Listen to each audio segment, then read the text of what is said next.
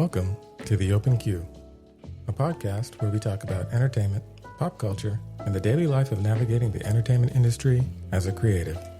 I'm your host, Shaka Omari, and I'm joined by my business partner, Charles Malone.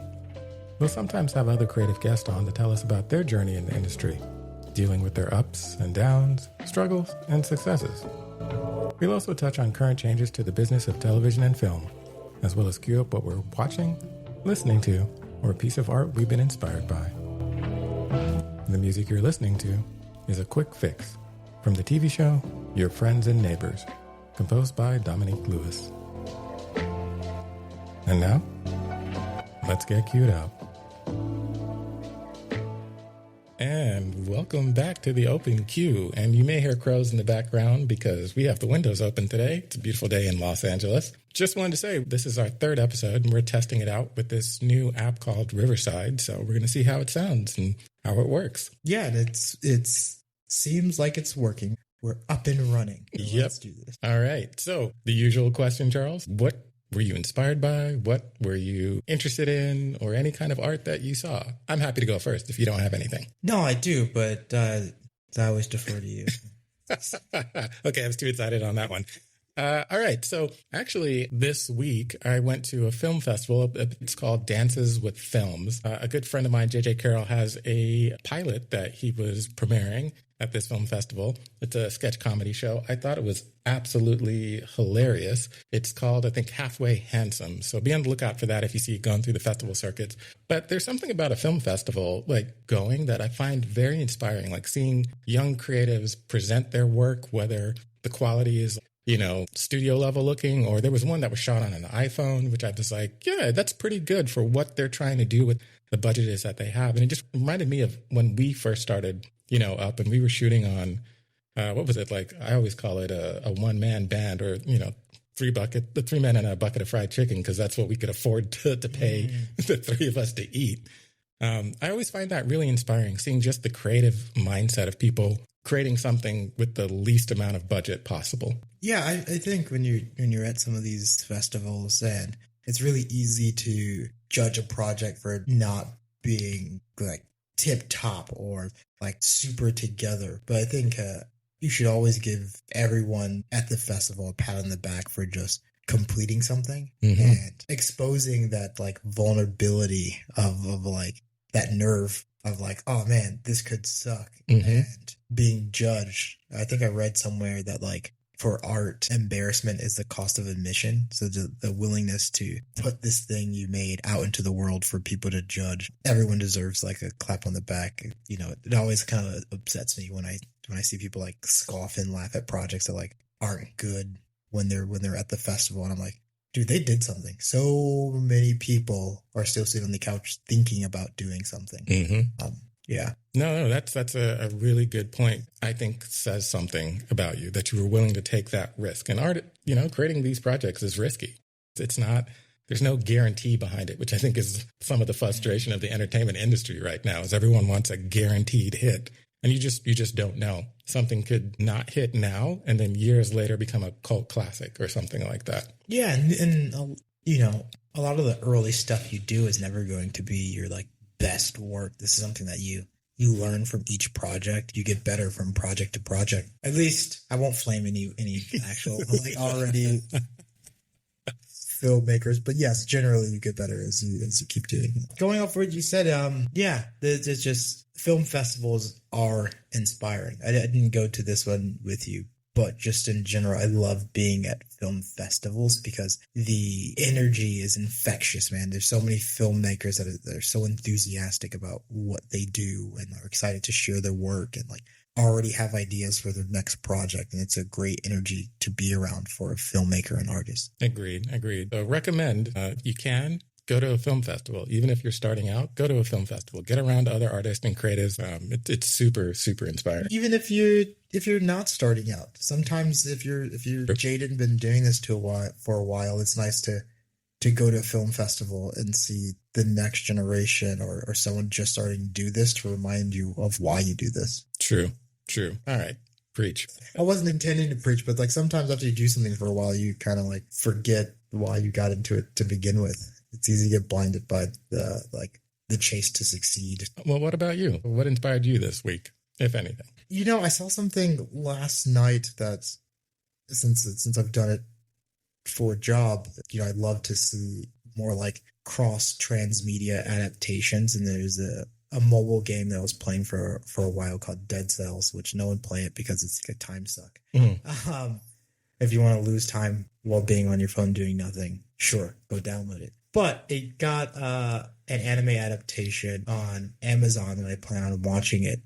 As you know, everyone's looking for guaranteed success, and there's no guarantees. But it's nice to see, anime and video games getting their time. Yeah. And I think as we move away from or slow down the superhero genre, as people seem to have like superhero fatigue, we're going to start dipping into other IP, and it's going to be anime and video games. So that cross media is really inspiring because a lot of people are starting to companies are starting to approach cross media in a really smart way, where it's not just a marketing vehicle to get you to go buy the game. They're really focusing on world expansion, which is fun to see. It's like, okay, Fallout, the TV show, actually takes place 100 years after the game.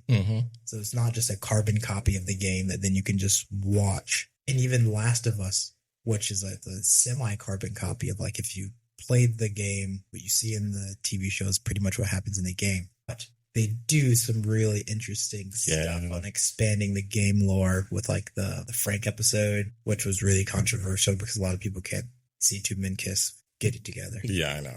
At this point in time, it's 2025. Yeah, they found fun ways and really compelling ways of expanding on the game lore. So I like to see what's going on with cross-media expansion and how people like take this IP and really expand it. And J.K. Rowling and Warner Brothers, if you hear me, I can really help you. Like, I love Harry Potter. I've loved Harry Potter my whole life. But there's so much outside of the Hogwarts Harry Potter storyline that's actually can really expand the wizarding world. And I'm pretty sure you have people on it, but you don't have me. Look, I'll vouch for it. Some of the ideas he has, I was like, ooh, that's interesting. And this is coming from someone who's never read the books, only watched the movies and played the Hogwarts game. And I think I actually found the game more interesting because of the exploration of the world and how it expands. But you're still at Hogwarts. Yes, that is true. I'm still at Hogwarts. Gryffindor for life. Speaking of anime, though, just real quick, that's something else that inspired me. I have been listening lately to the Solo Leveling soundtrack. Now, I'm in a position now where I'm trying to really schedule out my days. And sometimes that soundtrack is so inspiring to me. It helps me focus and get my work done. So just wanted to toss that out there. Sometimes some movie soundtracks are really great to get you motivated. Whatever gets you into that flow state. Just heads up, once you have a kid, it's so hard to stay into that flow state. It's just... Because they're disruptors. That's why. You got 2 hours to get into a flow state before she wakes up from this nap. Yeah, but that's good. Yeah, and it's also a good anime if anyone hasn't seen it another time. Yeah, we might actually have to do a podcast on Solo Leveling. All right.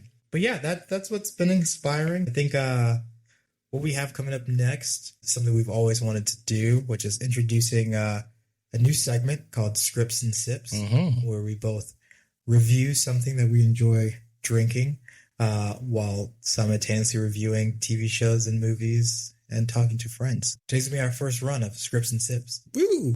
Right. What are we drinking today, Charles? We're going to be covering a drink today that's one of our personal favorites, but it's also tied to the show that we're going to be covering because they had to have a sponsorship. We're covering Macallan 12, and specifically the sherry cast. I think we can talk a little bit about the difference between the double cast and the sherry cast. The sherry is my personal favorite. I think it's one of my first scotches I got into. This one, 12-year-old one, this was like our drink of choice. It was definitely like, I want to call it the open queue drink. So Macallan, if you're hearing this, feel free. Send us some Macallan. I won't say no. No, we used to literally start our nights off with a Macallan before we went out. R.I.P. the Den in West Hollywood. I love that place. There's not a lot of times you realize that you started a trend. Yeah. No, we used to light that place up. Yeah, we used to tear that place down. But no.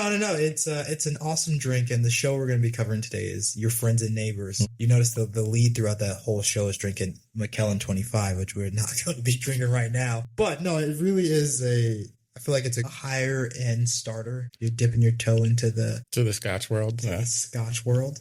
Yeah, I think it's. I mean, it's really smooth in my opinion. I'm actually going to take a little sip of it right now. We're also going to sip real slow so we don't turn into Cat Williams here off in the chart. Start predicting the downfall of people. Yeah. Oh, don't start because I called Elon like in 2014. Yeah. Okay. Yes, you did. So yeah, like with this one, I feel like it's a good starter one because it's super smooth. I don't think it hits you hard. You know, some people have that whiskey burn that they don't like. I don't really feel that one with this one. To the double cast you were talking about, that one was stronger, and I felt like that hit me a little bit harder on the way down. But this one, I feel like it's a good one to sip, you know, and get the night started. Yeah, it's definitely one of the early things that hit me with the Macallan 12 was those vanilla sweet notes, which I know some people like a peatier Scotch or some look like a little bit more smoky, but for me it was always about the sweet notes, which later on we'll cover again in Your Friends and Neighbors Japanese whiskeys later on down the road. But there's some really good ones like the Hibiki Harmony, which have a similar like sweetness to it. Right. Yeah.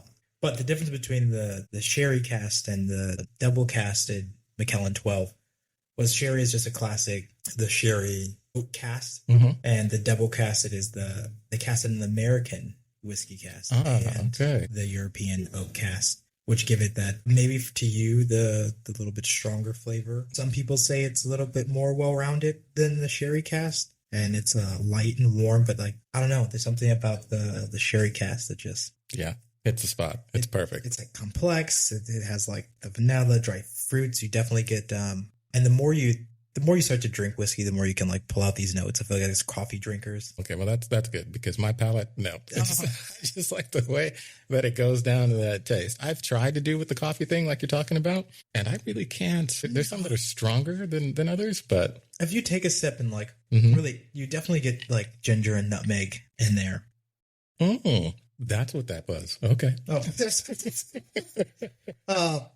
No, it's just great. And as you start to climb any of the Scotch or whiskey ladders, I feel like the more expensive a Scotch or whiskey is, the smoother it is. I definitely noticed that. Yeah, 100%. I think I had a Johnny.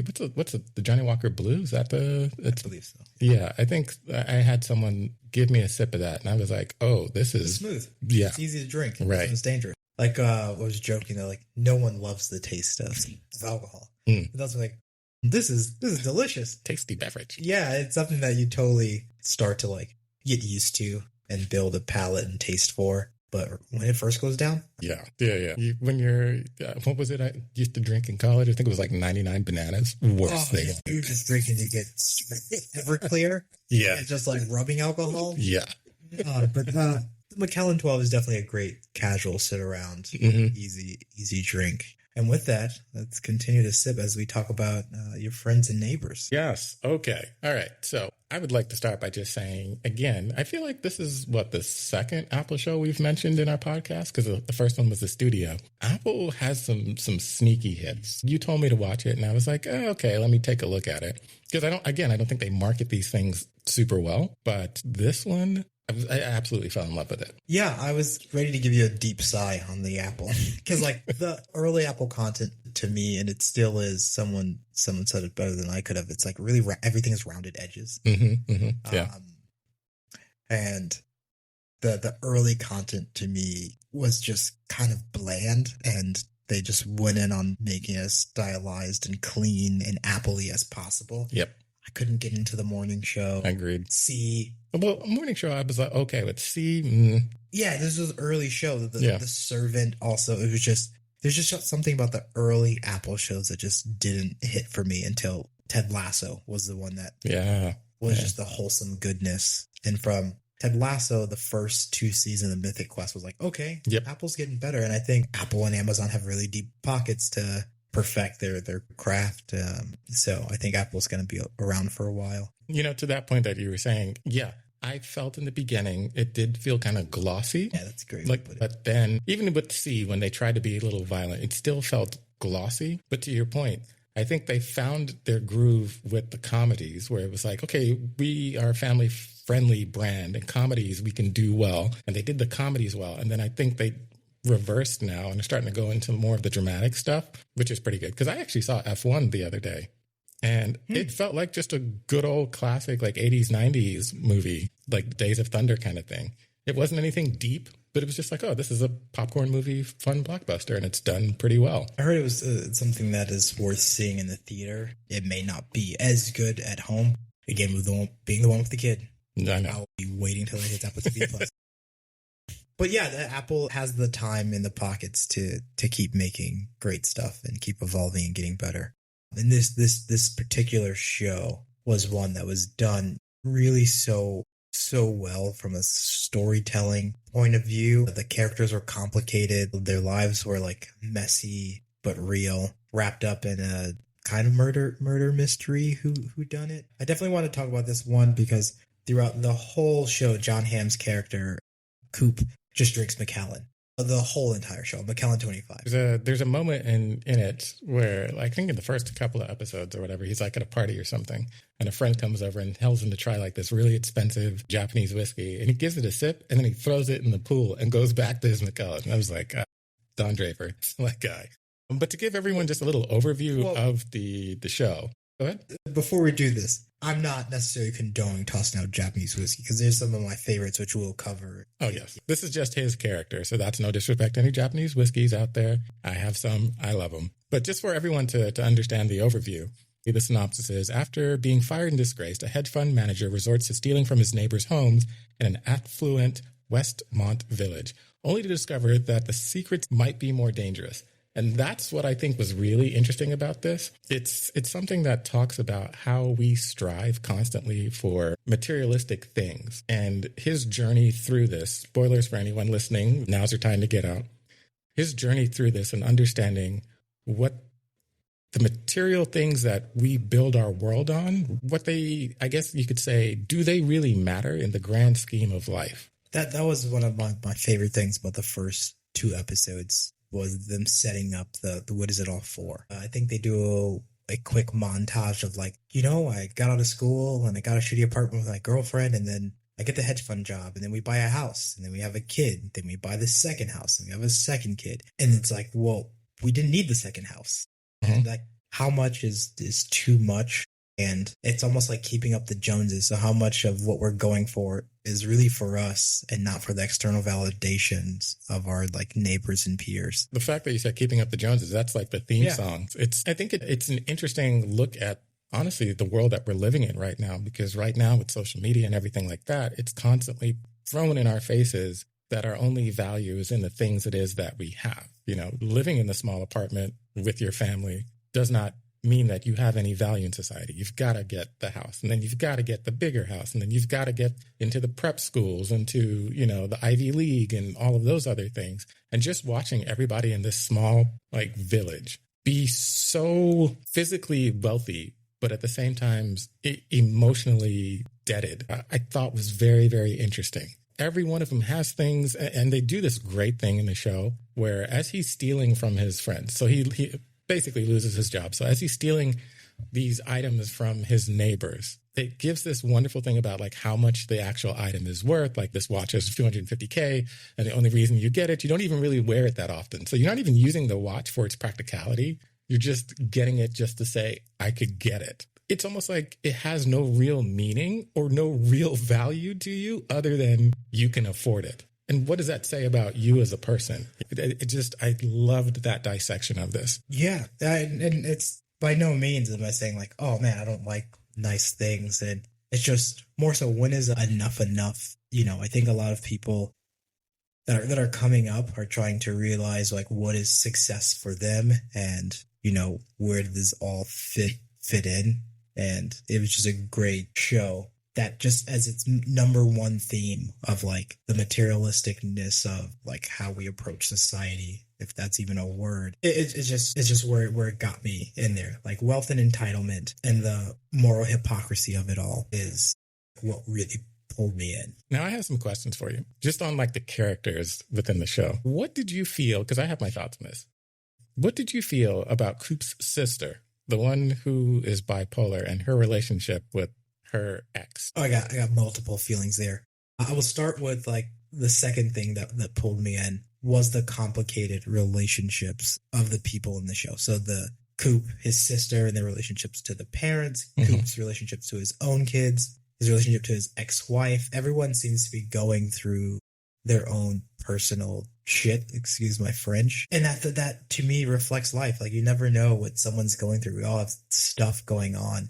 And at first I really wanted to hate Coop's ex-wife. The first 2 episodes, I was like, oh, she sucks. You cheat on him, then you make it his fault, and then you're like, well, I apologize. You should just get over with, I cheat on you with your friend, and then took the house and the kids, grow up and get over it. I was like, she sucks. And by the end of the series, dude, she ended up being one of my favorite characters because like it was more complicated than just she did a shitty thing, and then she's also going through her own mental crisis of figuring out her own life, and you really start to feel for her, where I really didn't want to.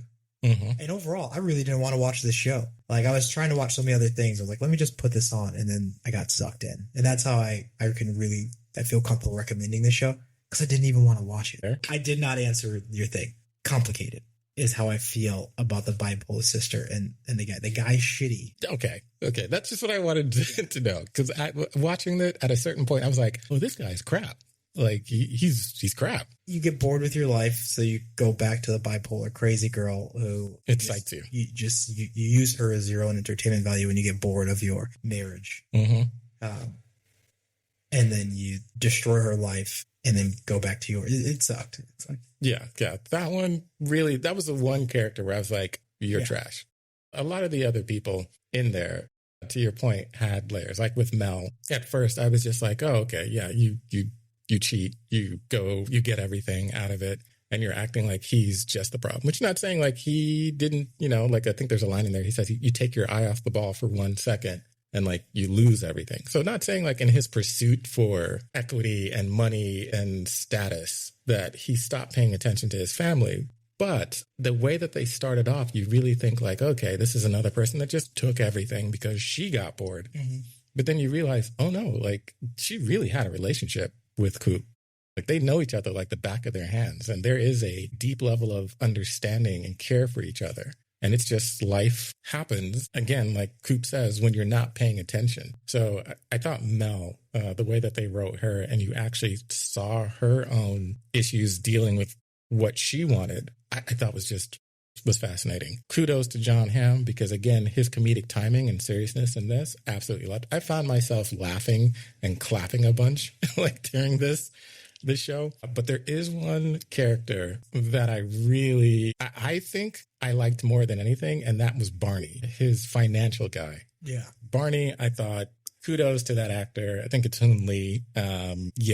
Just hands down. The friendship relationship that they had, Abe was great. But seeing Barney struggle himself with like what's going on with his family, when they're at the golf course and they're all drunk and they're having that moment, which that night, awesome, loved that episode. And he comes to the realization, the same as Coop, that they're chasing after all of this stuff, all of this status, all of these things, and they don't even know who they are anymore. I was just like, man.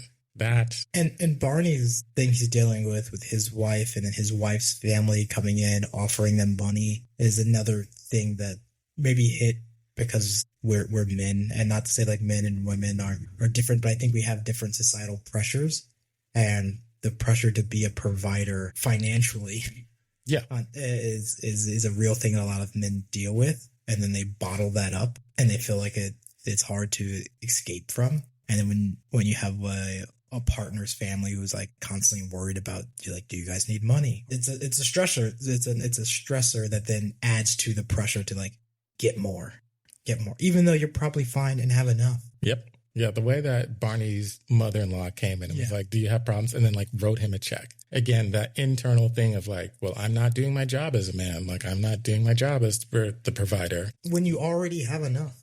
Right. Where he's like, do we really need this? But at the same time, it's like, if we don't have this, are we included in this little circle, this little bubble that, that Westmont Village is, where people are looking at you and saying, oh, you have that. Oh, you don't have this, that kind of thing. It's unnecessary, unwarranted stress. No one's actually asking, are you happy? Just what do you have? And one thing that I noticed that we jumped into this, and I think we're both kind of like sucked in by the same thing, that we didn't even touch on the vehicle that they use to like hook people in and drive the show, which is truly him stealing and the murder mystery of it all. Because the show starts with him like tripping over a dead body, and then it's the classic. So I bet you're wondering how I got here. Yep. So let's go back. And the stealing and seeing like what he's stealing from everyone and like how he steals it is interesting and fun, but it doesn't even hold a candle to the like character development and relationships that's going on behind all of this. And I think that's way more compelling than just him like stealing rich stuff from his friends. That's the entertaining part, but to me that wasn't the driver of the show. And the murder mystery of it all is like, who is that dead body? And so he's secretly sleeping with a divorcee that's in the community, played by Olivia Munn, who was like a hot waitress that married rich, and now she's divorcing the guy and she's getting everything. And then again, spoiler, bump up, she kills her ex-husband and then frames it on Coop. Well, the ex-husband killed himself. She makes it look like it was a murder because she wants the life insurance policy. She doesn't get it because he killed himself. Yeah. Which again goes to that whole survival mentality of like, I got to get mine kind of thing. Yeah, but to frame it on another person, like the savagery of it. Because I mean, that's what the whole show is though. It's this want for this materialistic and this thing we call money so much that we're willing to throw whoever or whatever under the bus just to say, I have it. It's this weird thing of like, we think, and this is not me saying, and I'm not trying to be like all money's the root of all evil. Yeah, I'm not saying that. And I'm also not saying money can't make you, buy happiness, because it can buy happiness. Whether it maintains true internal happiness is a different story. It can make things easier, I guess I should say. Not happiness, but it can make it easier. Yes. And I think that's what her thing is. She didn't want to go back to the struggle that she had as a waitress. Because I think they do a really good thing when they talk about that monologue you were talking about at the beginning, where Coop is talking about, you get the house, you get this, you get the bigger house, you have to get this and you have to maintain this status. She has her own little monologue where she's the waitress and she's struggling and she's hoping to get something and nothing happens. So then she has low self-esteem. She starts sleeping with her boss and all of a sudden her boss proposes to her. Well, why not? Because now she's elevated into a society that she would never have dreamed of, where, the house that she's getting is worth the whole town that she grew up in, that kind of thing. And it's like, okay, now that she has this, where is her value placed? And her thing is, well, to make sure that my kids get to keep that kind of stuff. And so again, it's this thing where it's that survival mentality of like, there's not enough to go around, so I have to get mine and I have to protect mine, and I'm willing to cross some lines. Because it's hard to go back financially. It is. No, it's a real thing. But what's going on in society, we keep watching. It's like, okay, everyone wants to glorify being a billionaire, but like, when is enough? And are they giving back to society in a helpful way? And there's this whole other dynamic about like the maids have their own network and how they have to struggle in their own right to do the things it is that they do. So when is enough? Because they're cleaning all of this material stuff that these people don't even use or don't even realize is there. And yet the minute that something goes wrong, it's get rid of the maid.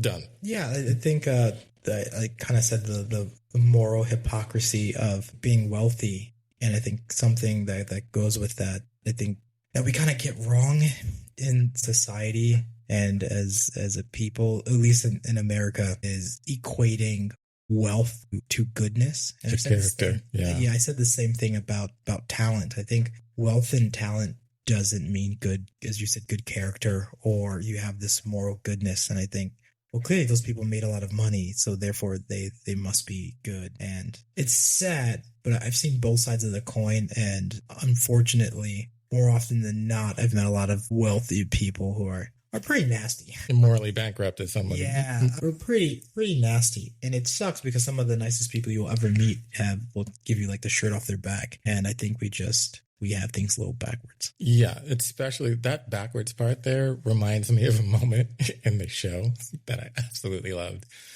So there is a moment where like Coop talks about like the Lehman Brothers thing, 2008. And I'm sure any millennial watching knows how much that financial crisis in 2008 affected us as a generation. But there's a moment where they're talking when Coop, I think, is like out on bail or something. And they're talking about him going to like this jail. I think it's like Orville or something like that. And it made me laugh so much because they're actually encouraging him to go to that jail. They're like, oh, you should go to that jail because I worked on my tennis game. One dude's like snorting cocaine is like, oh, yeah, I came out with a whole bunch of whales, which are really large investment people who have tons of money to invest because they have nothing else to do with the money but make more money. And so it's almost like going to jail for rich people is actually a boon and a benefit versus, everybody else. And so like that, it just reminded me, I was laughing so hard with that because I was just like, oh yeah, it's the cost of doing business when you're rich. You could do whatever it is that you want.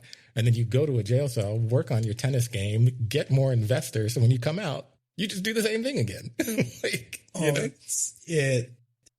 It's in a show, but I watched an actual interview, not from one of the FTX guy, but it's another like young techie person that did fraud, and he's talking about the time he spent, and he was like, "It's actually not bad as you think." And it's just you're like, man, there's like no lesson learned. Like Wells Fargo hedge funds can like commit fraud all they want, and it's like here's a $50 million fine, but like, what's that when you made like $4 billion? Exactly. It's the cost of doing business. Yeah. Like you don't, all for material things that you probably put on a shelf somewhere and don't even pay attention to, or don't even care it has no meaning for you other than I can afford it. I just can have it. Now, quick question for you, because I've been thinking about this. I didn't do any reading on this or whatnot. There seems to be a certain motif that keeps going on, that Coop's trunk keeps popping open. Do you feel like that did that have any significance for you? I've been trying to scratch my brain to what it might have meant, because it happens at the beginning. It happens when he's leaving with Sam and she says, you really should get it fixed. It comes into play because that's how Sam is able to frame him, because his trunk is so easily popped open. And then the very last scene and we are getting a season 2, the very last scene, it pops open again. Which I thought it wasn't going to, because I thought maybe the motif was it's popping open because he's broken inside or he's empty and, he's trying to fix himself. But it still pops open at the end. And so I was like left with this thought of, what does the trunk popping open actually mean? That was my long way of asking that simple question. I will have to say I didn't give it much thought, because I did think it was just a repetition thing of like a running gag of like, things are supposed to get funnier the more you do it. But looking into it, I wonder if it had meaning. Okay. Well, that's something that we'll have to look into. So if you have watched the show or you have any ideas or thoughts, feel free to send it to us and let us know, because I'm very, very curious if anyone else got anything out of that. But yeah, no, it was a really well done show that you can sip a whiskey while watching. Toss one back with Coop. And if you're a silly rating measure, I think I would give that show 4 sips. Oh, out of what? Out of how many sips? 5. Out of 5. That would be a really low sip if it was out of 10. I'd give that 4 sips. No, I'd give that 4 out of 5. All right. I like that. 4 sips out of 5 sips. That's cool. That's a good spot to like stop it at. 10 sips, it's like, oh, this was... 4 out of 5. 10 sips were just drinking. Exactly. This was so good. My liver's crying. Yeah. Okay. So yes, highly recommend. Again, we're getting a season 2 on that. I think it's, again, another one of Apple's hidden gems. It's one of the things like the kind of shows I think we would like to create, because it does while it's dealing with like social issues, I think the character development, to your point, the complexity of the characters in this world, you don't sit there and just go, oh, I hate rich people at the end of it, or they're so annoying or whatnot. But you realize that they have their own complex lives. And sometimes the wealth is actually more of a stressor than you think, for them. The maintenance of trying to keep that status at that level, I feel sometimes you take your eye off the ball, which is your own personal relationships, your own personal well-being, your own personal mental health, and your own personal value. You start feeling if you don't have this, then you are nothing.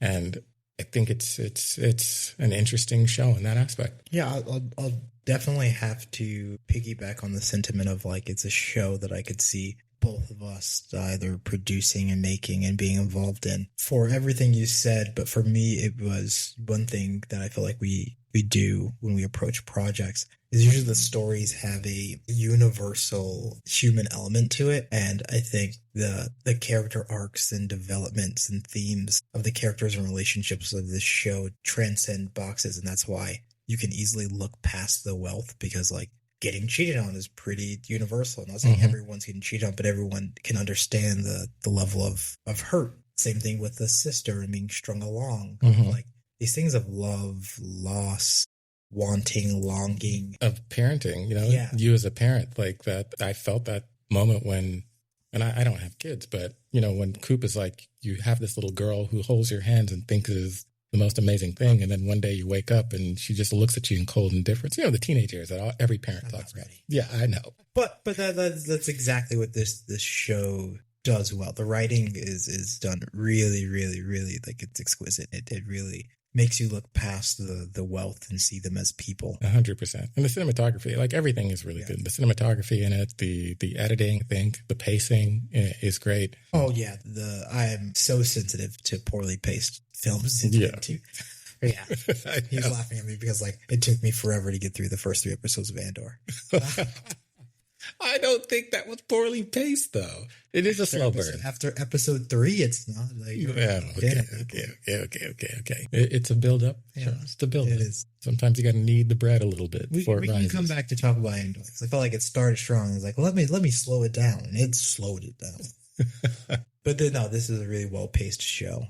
So good. Well, I think for this one, that's pretty much what we had to talk about. That wraps up our first scripts and sips, as we just finished.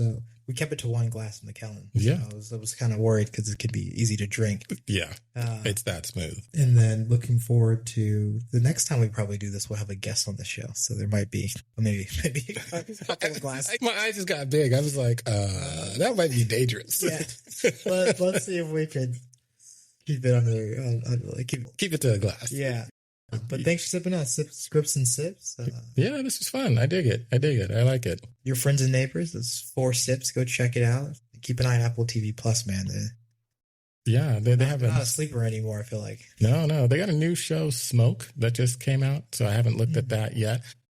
I know we wrapped up Sips and Scripts, but there is one other thing I want to comment on before we wrap. Deep Cover. Oh, I feel like Deep Cover, and for context, Deep Cover is an Amazon Prime original movie with Bryce Dallas Howard. Yes, Bryce Dallas Howard, Orlando Bloom. I can't remember the kid's name from Ted. You're going to have to... Yeah, from Ted Lasso.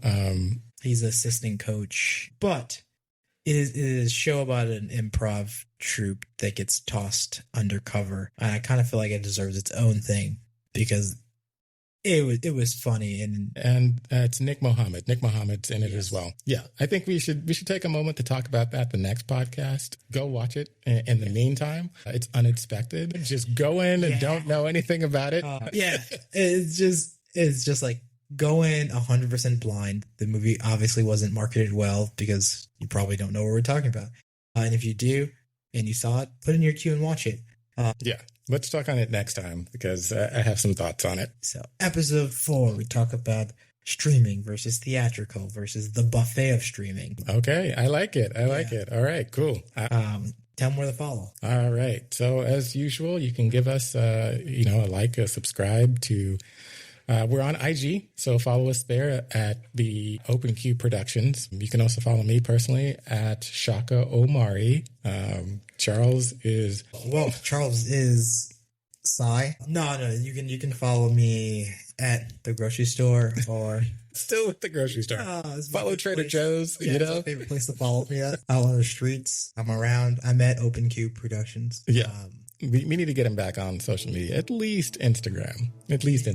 But you can follow us there anywhere that podcasts are available. This will be uploaded to, and share with your friends. Feel free to hit us up with ideas or thoughts or questions that you have or shows that you think we should watch and discuss. Yeah, or maybe good whiskey, tequila, mezcal. Ooh, yes. Recommendations. Yeah, please.